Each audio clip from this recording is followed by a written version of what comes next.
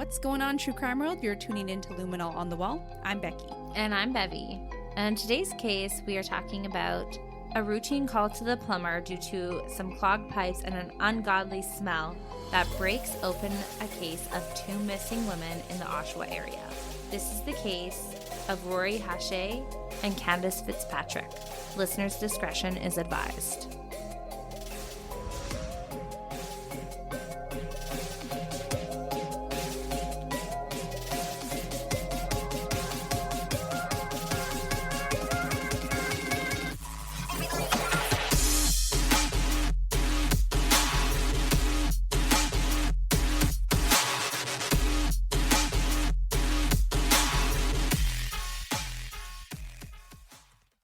Hey there, True Crime family. Hey. Hey, Bev. Hey, Becky. How's it going? It's going well. I went to the dentist today. Oh, yeah, that's well. Yeah. So it's been a long day. I had to do that before work. So I was excited all day to get to this point of my day to record and be with you, to be honest. I know. I do agree I'm a little better than the dentist. Just a little bit, like a tiny little bit, you know? Just a hair. Just a hair better than the dentist. That's you in my life. Yeah. I can go to bed knowing that you're a hair better than a dentist. that I'm a hair better than the dentist, and I shall sleep well. You shall sleep well knowing I shall this. Sleep well, yes. Fantastic. We thought, for today at least, that we would spare all of you guys a 6-minute intro. What? What? No way, really? You don't want to listen to us chat for 6 minutes? So we thought we'd jump right into it. Yes. Unless you have some profound thing you want to share. Ooh, profound? No, definitely not profound. Okay, I'll even settle for mediocrely cool. Nope, not that either, Bev. Actually, we do have one thing we could tell all of you guys that was kind of profound. What? We witnessed. Oh, shit, yeah, we witnessed something. We witnessed 2 birds. Doing it. It was actually pretty funny. We're sitting there playing pickleball. It's freaking freezing out. Yeah, it was cold. But we're having a girls' day. We're having fun. And I see this giant bird. And I said, whoa, guys, look at that freaking giant bird. It's perched upon the top of the tree. Yeah. And it was like, I was like, is it just me or is that bird big? And they were all like, whoa, that bird is huge. I'm like, oh my God, there's another one. And then all of a sudden the first one swooped in and landed on top of the other and caw later and full wingspan out, like fake flying just to keep that little bit of height, thrust. You know? A little thrust going, air thrust. And they had to be elevated off their feet, right? They couldn't just be standing behind them, so they had to kind of fly a little bit behind them. And it was like, and then it just was over in T-minus 15 seconds, and we all just watched. Our pickleball game stopped. It halted, and we watched 2 birds fuck, and then I think we just couldn't get over it for a while. We're clearly still not over it, and it's Tuesday. We saw it on Saturday. It's been 3 days. It was a beautiful thing of nature. Beautiful. Yeah, I'm glad I experienced it with you 3 gals. It was interesting. So yeah, I wouldn't call that profound, but it was a damn good evening. It's a good evening. And with that, we shall get into our case for the day. Sounds good. So this is a Canadian case, which we have not done for a while, and I know you chose because, well, we haven't done a Canadian case for a while. I think the last was, June Lynn? At least Cody Lejabokoff. June Lynn. Shit, I forgot about Cody Lejabokoff. That serial fucking murderer. Son of a bitch. Right. Either way, it's been a hot minute. Yeah, so we wanted to get back to our roots. That's right. So the case starts on September 11th, 2017, when a fisherman finds a woman's torso washed up on Oshawa Harbor, just off of Lake Ontario. Detectives are called to examine the torso and begin their investigation shortly after the torso has been found. What they notice is there are no identifying features on the torso. They also noticed that the cut marks were clean, and they assumed someone had experience doing this before. Unfortunately, the only thing that the medical examiner could say about the torso was that it was a female between the ages of 16 and 24. So it's a wide gap in the age range and not a lot of information to go off of. No, it is not. What's worse is that they had no idea who this woman could be. So the first step detectives took was looking into missing persons files in the area. And one woman on the missing persons list stood out to detectives. Her name was Rori Hache. She was 18 years old and had been missing since August 29th of 2017. Rori had grown up in Oshawa, Ontario, just east of Toronto. She was a super spunky woman. She loved people and animals. She was highly intelligent, but as a young teen, Rori started meddling with drugs. She spent a lot of time downtown with the wrong crowd. However, in August of 2017, she found out she was pregnant and had sought out help from one of the drop-in centers in Oshawa called The Refuge. Rori was determined to get off drugs, stop prostituting, and eventually wanted to go to school, all for the sake of her new bébé in her tummy. Yeah, Betty, get in my belly. Exactly. I think it's very common for women when they are bringing life into the world feel the need to get their shit together, you know? Oh, yeah. There's a love greater than what they have for themselves, I guess, brewing in their tummy. As Bev says, my baby. In the tummy. And so one of the people helping Rori was a youth housing worker. Rori would normally check in with him every day, but when he didn't hear from her, he had alerted Rori's family. However, because of her lifestyle, it wouldn't be completely outrageous that they couldn't get in touch with her. I mean, it could be entirely possible that she had fallen off the wagon. However, after a couple days of her being MIA, everyone was concerned, and Rori's mother Shannon reported her missing. This was 2 days before the female torso was found in the harbor. And because Rori matched the medical examiner's age range and the timing of her disappearance fit with when they found the torso, the detectives decided to take DNA samples from Rori's things as well as from her family. And towards the end of September, the detectives could definitively say that the torso that they found on Oshawa Harbor was that of Rori Hache's. Do you love true crime and travel? Having traveled the world solo the last couple of years and being obsessed with true crime, I found myself researching others who took the same vacations but never made it home. The Last Trip is a true crime podcast covering missing and murdered people that were living their best lives on vacation. I'm your host, Jamie Bevy, and each week I'll bring you on The Last Trip, taking a deep dive into vacation culture and travel spots, tips on staying alive while traveling, and ultimately recreating someone's last days in paradise. What led to their last trip? What are the hard facts? What is the final outcome? And could you be next? David Snedden was a 24-year-old college student from Utah attending Mandarin classes in Beijing when he mysteriously disappeared while hiking Tiger Leaping Gorge. Chinese authorities said he drowned in the gorge, and U.S. authorities agreed, although his body was never found and his parents didn't believe that. 7 years later, out of the blue, they got a phone call from a former U.S. official who had evidence David is still alive.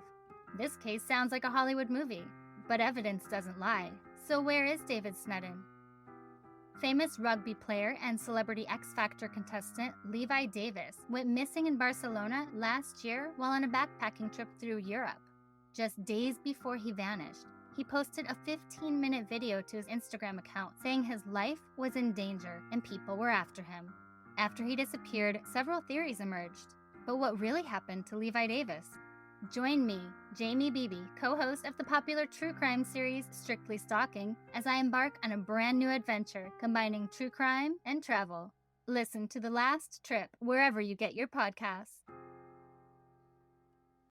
Now, initially, when the torso was found, there had been extensive media coverage of the discovery. And when detectives finally were able to identify who the torso belonged to, people started calling in with copious amounts of tips. A couple people had called in and said they had seen Rori at the Oshawa Memorial Park downtown. There were reports of her being sighted before and after she went missing. So these tips didn't really go anywhere. Yeah, And for not the- helpful. Right. And for the next couple months, they had no idea how Rori was killed, let alone know who her killer was. However, we're going to jump forward to December 29th of 2017. So just a couple months after they identified Rori's remains. And a plumber named Sean called 911. He had been called out to a job in a private home. The tenants on the main level had noticed a dreadful smell and noticed that their pipes were blocked. So they called a plumber just like anyone would do, and the plumbers showed up and had been working for about 3 to 4 hours, and yet the pipes were still clogged. What was really weird was as they worked clearing the pipes, they had found what looked to be a fleshy or meaty substance in the pipes, and they just kept pulling more and more out. I would be so disturbed if I was a plumber. I'd be like, what the F is this? Yeah, same here. What are you dabbling into some weird paper mache? Yeah, what the fuck are we witnessing here? I think not. And I have to say, you know how everyone hates the word moist? And it's like, ugh, Ew. please don't say that. I would put fleshy right up there, okay? Thought you'd like that. Ugh. Like, just saying it, I'm like, ugh, can we not? Well, and truly, what other circumstances are you going to be using fleshy? Like, unless your lake gets grinded up or whatever, you'd look at it and be like, oh, look at that fleshy tear. Yeah. Ugh. Or like if you're like, taking the skin off a chicken, be like, look at this fleshy mess on my cutting board. Yeah, like, when are you gonna use it, right? Okay, we'll put that on the list. Bev does not like that word. Don't like it. Use it if you want to disturb Ugh. her. Yeah. So we have these plumbers pulling out this fleshy material. Ugh. And by the third hour of work, they had already pulled out 10 to 15 pounds of this fleshy material. And it seemed like there was more in there. Like, to put that in perspective, though, Bev. Yeah. Like, 10 to 15 pounds. Like, you have a 15-pound dumbbell. I have a 15-pound dumbbell. It's actually, like, it's heavy. Like, it's weighty, you know? And imagine that in flesh. Weighty, I'm sorry. It is weighty. Oh, wait. It's like, I thought you'd like, it's hefty, but you're like, it's weighty. It's definitely weighty, about 10 to 15 Yeah. But pounds weighty. It is yeah. weighty. It is. Oh, I ate a lot of pizza. I'm weighty. I'm just feeling so weighty. Ugh. I feel it's so weighty. Oh, that's good. But as I was saying, like, a dumbbell, it's small, it's kind of contained. Exactly. But you think of 15 pounds of flesh, like, it's not nearly as dense as, like, a metal dumbbell. Exactly. Right? So imagine the pile, the mound. Oh, the mound. Oh, sorry. A fleshy Just, like, get material. a mental image there. I am seeing it. Hence the, Ugh. 15 pounds mounded up of fleshy material. Yeah. And But truthfully, that's like what is happening. And that's what these plumbers are dealing with. experiencing.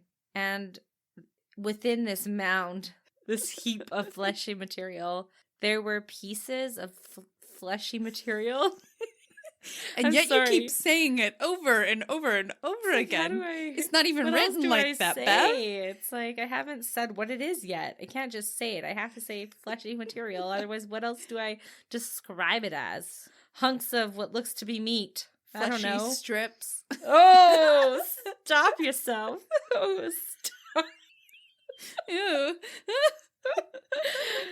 Anyways, the pieces were ranging in all different sizes. Let's just put it that way. The biggest was about 18 inches long. At this point, the plumber became really concerned and called his boss, who told him to call the police. Yeah, you don't really know how to navigate that. It's not every day you pull out 18 inches of... Fleshy material? Yes. Like, what else do you say? Yeah, exactly. And upon hearing of this discovery, the officers immediately head out to 19 McMillan Drive in Oshawa. When the police get there and start their investigation, they keep finding more and more of these pieces. And initially, they couldn't quite determine what it was they were finding. But once it had all been removed and taken back as evidence and analyzed, it quickly became clear that it was human flesh. So obviously this is something that you would not find every day, right? Oh, God, no. And it's extremely suspicious. So detectives talked to the tenants who lived on the main level as well as the basement tenant. After talking to the tenants, they found out that the people who were living on the main level were actually the people who called the plumber because their pipe seemed clogged, and they said that the smell coming out of them was disgusting. They had no idea why this was happening. However, when they talked to the basement occupant, 45-year-old Adam Strong, he completely stuns everybody by breaking down and telling detectives that the gig is up. It's a body. If you want the rest of her, she's in the freezer. And she has been mostly defleshed. I bet that was the last thing they expected to hear. Yeah, and let's even just think of what he says to them, she's been defleshed. As if the findings didn't really already indicate that, but yeah. Just the word of it, she's been defleshed, it seems so surreal and gruesome, Yeah. I've decided. Any word that has flesh in it. I think the word that I dislike is flesh. Not fleshy. It's just flesh. Just flesh. Flesh is a nasty word. It just feels gross. Flesh. It's too bad you're covered in it. Yeah, well, I say skin, Skin is fine. I'll deal with skin. Flesh. Oh, flesh feels like it's the innards, Not the outers. It's skin's the outer, Outers. flesh is the inner. You know what I mean? So it's ugh. Even though it does mean skin, doesn't it? Or is flesh just a general term for tissue? Flesh. Feels like it's wet tissue.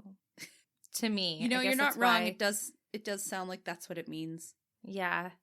So anyways, he says this and it's pretty just surreal because who the fuck talks about defleshing somebody? You know what I mean? A human, that's fucked. Unless you're probably in the medical field, you might feel the need to say something to that extent, but this is weird. Yeah, sure.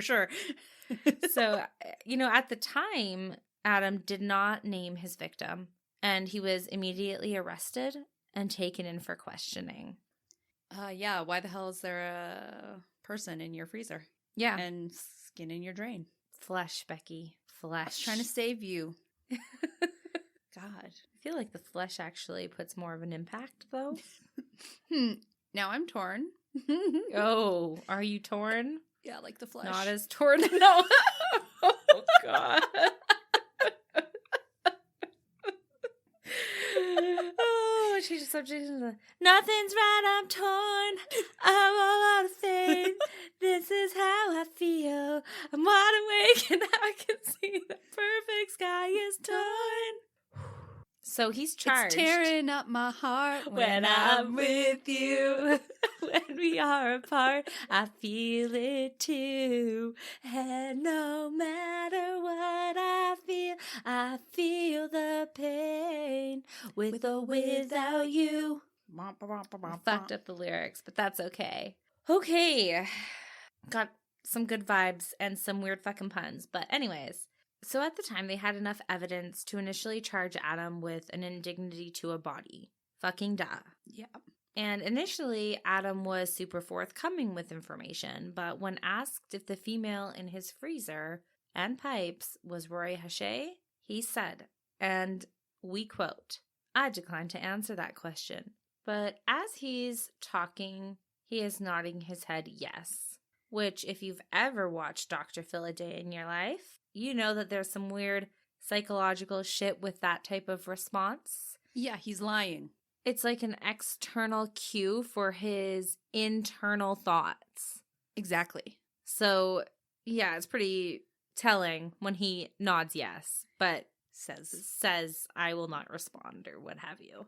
And while detectives are interviewing Adam, they get word that they are able to identify the woman in the freezer by a tattoo. The woman was Rori Hache. So he didn't have to say shit. And when Adam was confronted with this info and asked how he knew her, he declined to answer. What a guy. They then asked, "Did you kill Rori?" And he also declined to answer. So despite detectives now knowing that Adam Strong most likely killed Rori Hache, they were unable to charge him with murder. This was because they had no idea how she died. Was it because she OD'd and then he cut her up? Or had he himself facilitated her death? Ultimately, they needed to answer that question and find more evidence to substantiate it. That makes sense. Because you don't want to charge someone and then have to bring them to trial with minimal evidence. Exactly. That would just be foolish.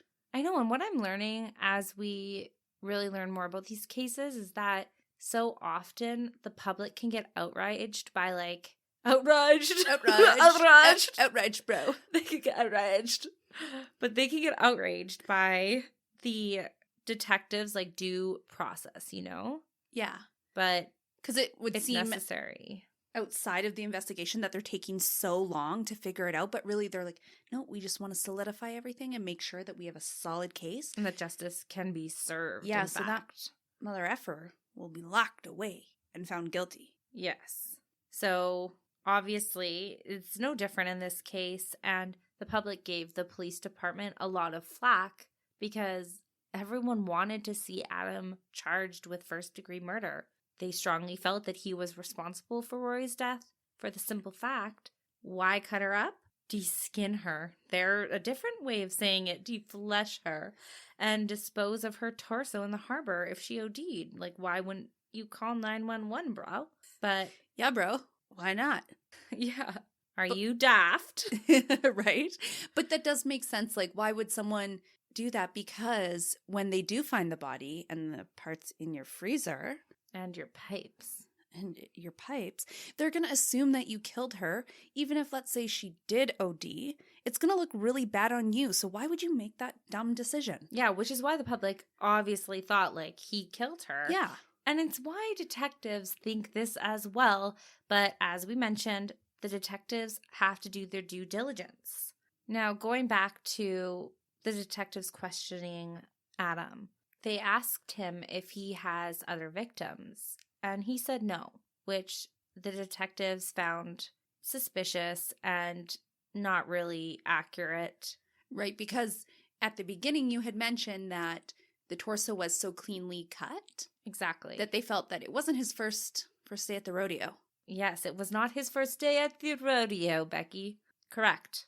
But with Adam seizing up and not answering any more questions, all they can rely on is the evidence to give them answers to what they are wondering. And over the next 4 weeks, investigators are busting their chops to get all the information. I feel weird say busting their chops because it's such a Becky euphemism that I'm like, It's not a Becky euphemism. People say busting your chops. But like, no, they do, but it's just like in your lingo, you know? So as I'm reading it, I'm like, oh, they're just busting their chops. Just so you know the difference between Becky and I right now. Becky's like, oh, they're just busting their chops. And I'm like, over the next 4 weeks, investigators are working so hard to get all the information. Just a difference in, you know, our personalities there. That's the truth. Becky's more laid back. I'm a little more uptight. It is what it is. But you heard me. The investigators are busting their chops. And what they learned was Adam's address was just over half a kilometer away from the park that Rori would frequent in town center. They also found that on August 30th of 2017, Rori was last seen on video at the emergency doors of the hospital. A nurse said she had showed up asking for a prescription, but left before seeing a doctor and was seen on security footage leaving the hospital. So that's like the actual last physical proof that they have of her being alive. Yeah. Yeah. And her last moments, right? Other evidence that they found was in Adam Strong's basement suite. Their first find was a Wyoming knife, which is a specialty hunting knife, which was obviously sent off for DNA analysis, along with about 8 other items, including the freezer that had blood in it, sex toys, and an air mattress with blood on it, and a restraint device. Ooh. And when detectives get the DNA report back, all of the items except for the Wyoming knife had Rori's DNA on them. Yes, except the Wyoming knife, which they were dumbfounded about. First, there was still tissue on it when they found it, and they were expecting the DNA to be Rori's, but it wasn't. It was actually another female's DNA. And it was at that moment that they knew that their suspicions were correct. There had to be another victim. Another victim. They also found that same DNA that was found on the knife in the freezer along with Rori's. Kind of paints a pretty scary picture for the second victim as well. Absolutely, it does. And it also shows us that we have a potential serial killer at hand. And with everything else that was found in his basement, it's really terrifying to think of what his victims went through before their death, right? Oh, absolutely. I mean, restraints, sex toys. Was it a sexually motivated crime? It kind of seems that way at this moment, right? Without knowing the exact facts quite yet, that's what I'm initially thinking, right? Yeah, absolutely. Now, the anonymous DNA was not in any database that the detectives looked at. But what they did look through was, again, the missing person reports in the area. And they looked at a woman with similar lifestyle to Rori, aka drugs, prostitution, and homelessness.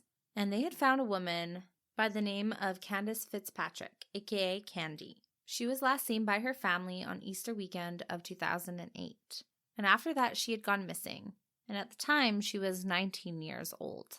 So now, if you were really paying attention to the dates that we've talked about so far, you would know that this second victim that you were mentioning, and I was mentioning also, yeah, not just me, but this happened, this was like 10 years prior, 2008, and I think our current victim that we're talking about, Rori, went missing in 2017. Yeah, so almost 10 years between the two, right? What I find so crazy about that is he has a weapon with this girl's DNA from Still 10 years ago. And the freezer, right? Yeah. Like, how does that happen? I mean, great for police work and evidence, but like, honestly, guy. Honestly, you no kept doubt. That? What the hell? Yeah.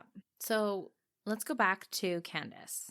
At the time of her disappearance, her family had tried to report her missing a few weeks after they had last seen her. But police wanted to hold off because of her lifestyle in Oshawa. Her family kept trying until finally in 2010, police took it seriously and completed a missing persons report. And 2 years later? 2 years freaking later. What a kick in the teeth, eh? Yeah, these kind of things upset me because I think there is a stigma surrounding people who are on drugs or homeless people. And sex workers. I don't know that their disappearances are taken as seriously. And I mean, I'm sure it's a mix of like stereotype and a mix of what we kind of talked about earlier, where detectives have to do their due diligence. And I think it's more a stereotype on a certain lifestyle than it is anything, to be honest, because I mean, I can see how 2 police years? might be jaded towards that kind of lifestyle in regards to spending their time and resources to look for people who are constantly maybe going missing because they're on a drug binge, or only to find out maybe that they're just exactly that, on a drug binge and MIA exactly for a time, not necessarily something sinister has happened to them, right? Yeah, but at the same time, like, I can understand that from a cop's perspective, but at the same time, you know, bad things happen to people who are on drugs, who are sex workers and are homeless all the time. Bad things they're happen. vulnerable. They are vulnerable, and to not take that seriously when their family's like, no, hey, this is not normal for our daughter. Even if she's a drug addict. Exactly. Right? And that's what I find sad. 2 years is a long time. It's a long time. Let's just leave it at that. It's not right. So Kandis's family continued to hope that she would return home. And one of Kandis's friends had told her family that last she had known, Candy and her boyfriend were heading out west to try and get clean. And of course, her family had truly hoped that that is what happened to her. But they did have a hard time believing she would have left without saying goodbye. Because before she had quote unquote left, she never went without seeing her family at least every 2 weeks. So bringing us back to that point when you have a family who's like, this is completely abnormal for my loved one, I want you to take it seriously. It's hard to have that compared with like a missing persons report being filed 2 years after the fact, right? Mm-hmm. So Just like Rori, Kandis's last confirmed sighting was at Oshawa's Memorial Park by her sister. This is the same park that Rori had spent a lot of time at, and a lot of the calls and tips that came in had notified detectives that that's where she was last seen by the general public. So the police collected DNA from Kandis's father, and when it came back, it matched the DNA found on Adam's Wyoming knife and the freezer. However, despite them finding her DNA in Adam's basement suite, the detectives couldn't find any prior connection between either Rori and Kandis or the girls and Adam. But despite not having any more information on the connection between Adam and these girls, the detectives still had to find Kandis's family and notify them that Kandis's DNA was found at Adam's residence. And they were able to do that on July 9th, 2018, 10 years after her disappearance. And although Kandis's family, as we said, had hope that she would someday return, once they find out that her DNA is in a man's residence, they knew she was not coming home alive, which would be freaking heartbreaking, right? It would be heartbreaking. I also feel like on the flip side that it might actually, not that it's good news, but it's like good to have the answer. Yeah. So it's not like you're that's just true. sitting there like wondering, Where's my daughter? Exactly. What's going on in her life? No, now we kind of know. Yeah, like I know it's kind of silly to compare it to an animal, but like we had a cat, remember? Ritz, he went out one night, like he kind of went outdoors a bit, but he just never came home. Never came home. He was Arguably- 10. yeah. He was an older cat. He wasn't that like old, but not that old, but he just never came home, and it was almost worse than knowing what happened to him, like the That's not true. knowing. We did have a cat who like we found outside of our house when we were younger, and he had ate antifreeze and passed away. But yeah, with Ritz, it was kind of like that nagging sense of like, where could he be? What if he's alive somewhere? What if he's struggling? Like, you know what I mean? Yeah, like what if another family has him and just didn't notify anyone, you know? Yeah. Like there's so many what ifs, and I feel like that is such a shitty feeling. Yes. Although knowing that your daughter has died is still arguably worse. Like devastating. Yeah, it's devastating, but not knowing and having her not around is just terrible. Yeah, it's tantalizing to your hope and your, I don't know, your daily life, right? Mhm. And what makes this even more gut-wrenching, Bev, is the fact that the detectives have no other answers for the family. They can't tell them how she died, where her body is, if she was in pain. You know, they have zero answers because Adam isn't saying shit. Exactly. Yep. They have nothing else to give the families in general. So they do need to get more answers. And the detectives asked the public for help. They asked the public if anyone had helped tow Adam's 18-foot boat that he had to any body of water in the Toronto area, or if anyone had contact with him from the mid-1990s to 2018 to come forward. Unfortunately, not only were they really getting nowhere with regards to how these women died, their attempts for public outreach kind of came up dry. Big ol' flop. Big ol' flop, exactly. And they started receiving a lot of criticism from the public for taking so long to charge Adam Strong with murder. But what the public didn't know is they were waiting for the final report for Rori's cause of death. Because once they received her cause of death, they could then meet with the Crown prosecutor, who could then formally lay charges on Adam Strong. And in November of 2018, Adam was formally charged with not only 1, but 2 counts of murder. And it was at that point that everyone was so grateful for the diligence of the detectives and the police department. They finally got what they wanted. Exactly. And they truly felt like justice could now be served, right? Yes. But they all still wondered, like, how did Rori and Kandis come into contact with Adam? That is the big question, right? Yes, because Adam admitted to knowing Rori and Kandis. He said they both spent a lot of time in the park downtown and would sleep or live by the Oshawa Creek that was about 300 meters from his home. And he said that they would visit him at his home, but every time one of them would come to his home, they left alive. I can only assume he's talking about prostitution there, but that is quote Right. unquote what he said. Right. They No, left that's a good alive. assumption considering like we saw the sex toys and we had kind of thought this was a sexually motivated crime potentially. So, I mean, it wouldn't be far off the mark to assume that. Mm-hmm. Because why else, right? Just to shoot the shit? Well, they didn't run in the same circles. It's not like he wasn't homeless living. Kandis had a boyfriend. We Downtown. know that. Yep. So, anyways, some people had come forward and told investigators that they had met Adam at outreach programs in the downtown area. And these programs were often frequented by locals and the homeless people in and amongst the downtown area. So they believed that at some point, due to their location and the outreach programs, that they had come into contact with each other and that ultimately Adam used their sexual services, as you had said. Now, another odd piece of information came forward that could potentially give more information to the officers as to how Rori and Adam came into contact. And that was that one of Rory's good friends had given the police a photo that she had taken in August of 2016. It was with Rori and a group of girls, and there was this random man that was standing in the background. This photo was taken in front of a vacant lot where at the time the movie It was being filmed. First of all, just kind of creepy. That whole scenario. No kidding. No kidding. That is a little bit creepy, hey? Yeah, it totally is. So either way, when she gave this photo to the officers because she had seen Adam's face all over the media, she recognized it from the photo. He was the guy behind them. He was the man. Yeah, and he was in the background of this picture with a safety vest on. And it was said that at the time, he had been working on the movie set as a security guard. So was this just a coincidence, or could this potentially be where Adam had first laid his eyes on Rori? Yeah, that is the question, isn't it? Yes, it really is. So although it's very coincidental and could really be nothing, right? It's freaky AF. Oh, yeah.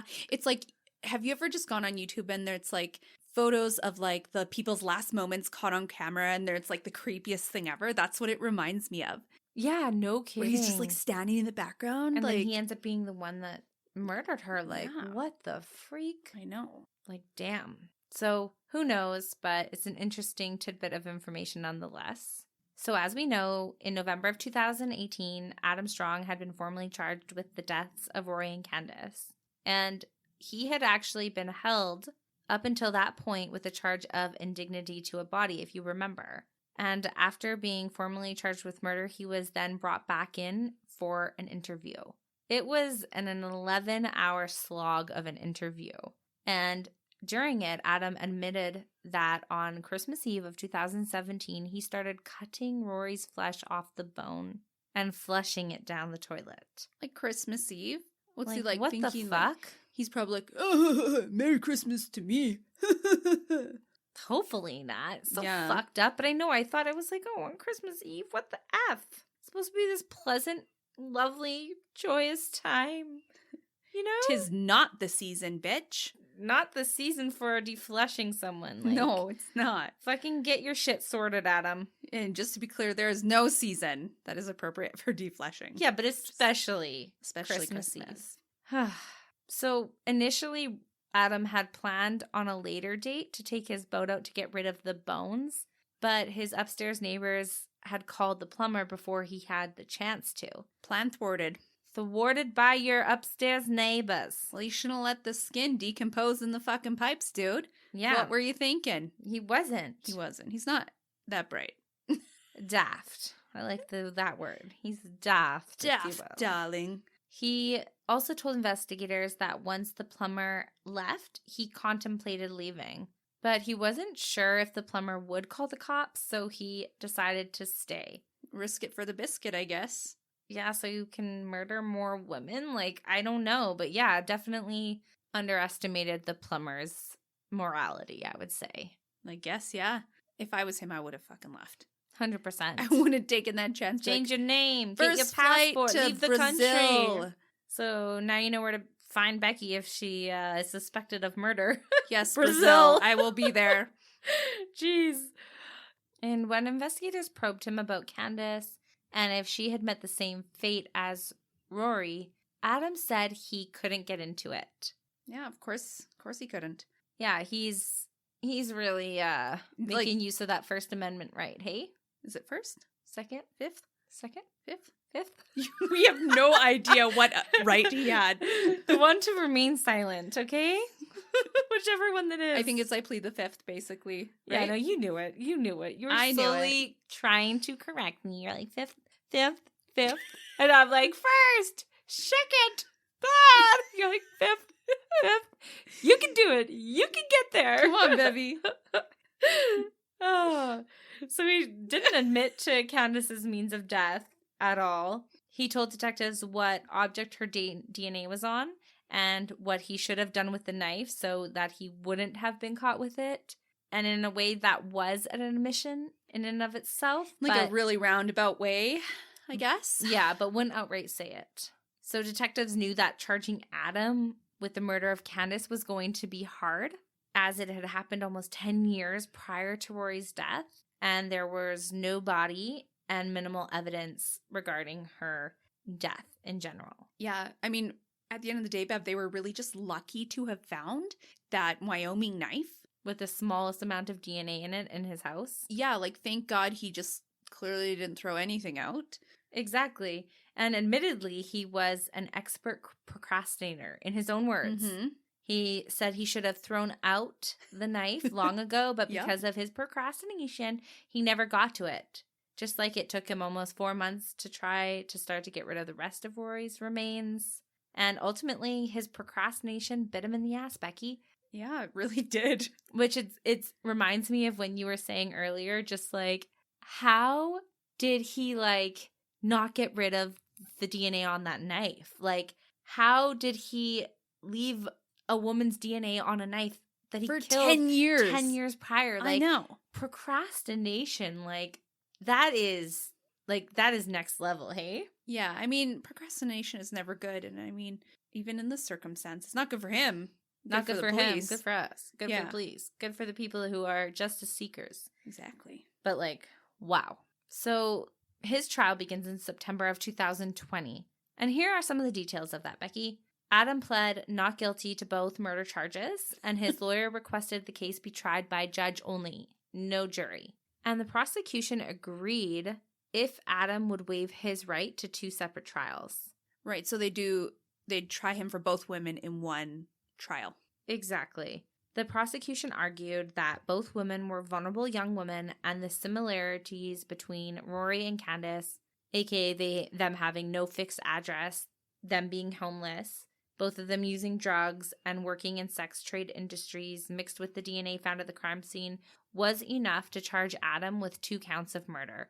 They could speculate that Kandis met the same fate that Rori did. Some of the evidence that they brought forward during the trial was that they found blood splatter on his bedroom walls and ceiling, sex toys and air mattresses with blood on them, and Adam's semen on Rori's remains. Ew. Blood evidence had concluded that Rori was wearing a restraint device at the time of her death. And from her autopsy, it was concluded that Rori died of blunt force trauma to the head, not an overdose. So any argument that the defense may have had, aka she died of an overdose and he just maybe chopped her up after for shits and giggles, completely absurd. He restrained her and then he beat her to death. Yes, exactly. And then semened on her remains. Exactly. I'm sorry for laughing at that. That was not a laugh at what happened and how you said it, though. I understand. I said it odd. Awesome. Glad we cleared that up. So there's obviously a huge amount of evidence against Adam, but regardless of the evidence and the obviously pending guilty verdict, I'm just saying, Yeah. Adam continuously denied killing Rori and Kandis. Deny. But his lawyers argue in court that he does admit to dismembering them, Oh, okay. which we know. Yeah. We already knew that he did this, and he was charged with an indignity to a body, like, right away. So we know this. Yeah. Can you imagine looking someone dead in the face, Beth, and being like, Judge, I didn't kill them, but I just dismembered them. I just dismembered them, but they didn't die on my hand. Yeah. Like, that sounds so fucking absurd. So stupid, right? If I was a judge, I would straight up laugh in his face. Yeah. Be like, okay, let's just get to the verdict here. Adam Strong was found guilty of first-degree murder of Rori Hache and manslaughter of Kandis Fitzpatrick on March 16th of 2021. The judge believed that because of the blood evidence in his apartment and on the knife and the freezer, that Adam was in fact responsible for both deaths, and the judge believed that he had left them in the freezer to give him time because of his procrastination. Just kidding, that was my thought. To dispose of their bodies whenever and however he pleased. The judge completely rejected the defense's theory of drug overdose for Rori, and when it came to Kandis and his manslaughter ruling, some people were outraged, but ultimately there just wasn't enough evidence to show murder in the first degree. But the judge did believe that Adam Strong was responsible for her death. Now, although there was no real motive for the death of these two girls, the judge believed that the motive was irrelevant because there was enough evidence that it didn't matter why he did it. Now, I agree with that statement. I don't think it freaking matters why he did it, but an interesting detail of this case was that in an interview, Adam had blamed his childhood, saying he didn't receive any nurture when he was a kid and that he ultimately had a really terrible childhood. Kind of blamed that as the reason why he killed two innocent women. And maybe that's how he feels. Sure. And because that is what he's doing, is basically laying blame on his childhood instead of taking accountability for his own decisions, showing that he's not remorseful at all. And in fact, he just wants to justify his decisions. And he even said so in an interview.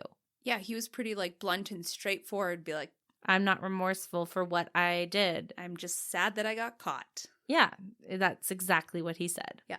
Ultimately, he was sentenced to life in prison for the death of Rori and would concurrently serve his 18-year sentence for Kandis's death. He will not be eligible for parole for 25 years. So until December 29th of 2042. He's got a long way to go. Long way. Granted, I don't think he will receive parole, but... Hell no. If I was on the parole board, be like, no thank you, sir. You'll stay in prison. You're the worst. Yeah, we'll let you talk, but ultimately deny. So in an interesting turn of events, in July of 2021, only a couple months after Adam's conviction, detectives caught wind that Adam had been talking about where Kandis Fitzpatrick's remains were while in prison. And when he was brought in to discuss this, Adam tried to negotiate, saying he would give this information if detectives were able to arrange a more comfortable stay in prison for him, such as internet access or money. And thank the Lord, detectives shut him down.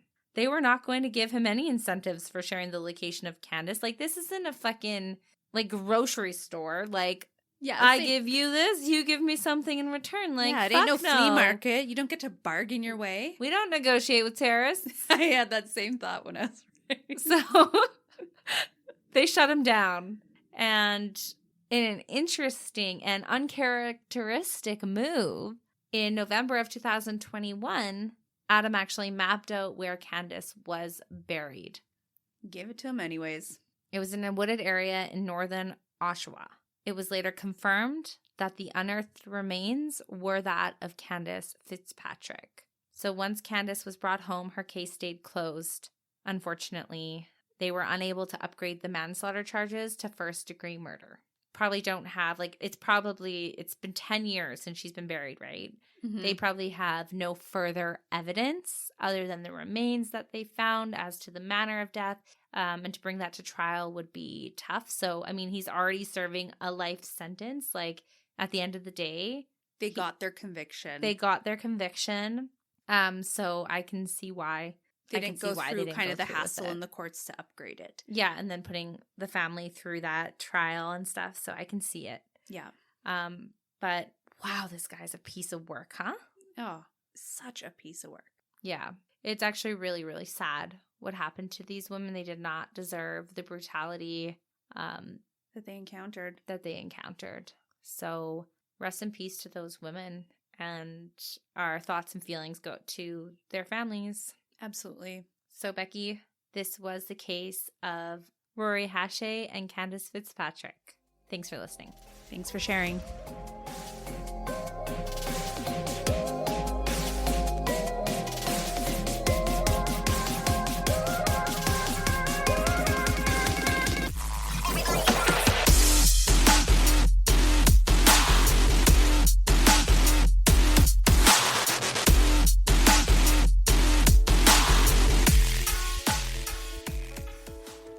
And just your weekly reminder to download our weekly episodes, follow us on Spotify or Apple Music or whatever streaming platform you listen to us on, and give us a follow on our social medias. You can find us at Luminol on the Wall. Can't wait till next week.